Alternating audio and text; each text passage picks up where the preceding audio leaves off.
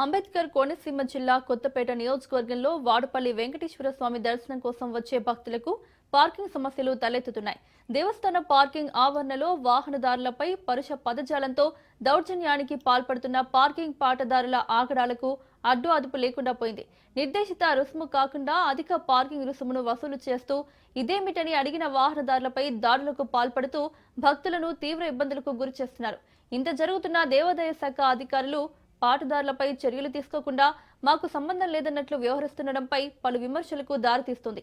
పుణ్యక్షేత్రంలో దళారుల దోపిడీని అరికట్టి వారిపై అధికారులు కఠిన చర్యలు తీసుకోవాలని భక్తులు, గ్రామస్తులు మొరపెట్టుకుంటున్నారు.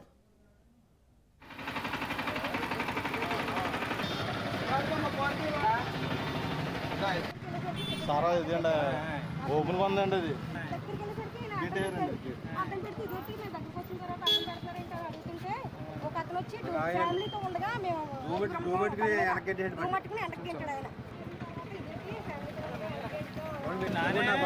నా బండి అక్కడ చూడండి పెట్టుకున్నారు బండి చెప్పాం మొట్ట పక్కన ఏంటి పెద్ద ఏదో మేము ఏదో దోశలో దొంగలో వ్యాపారం.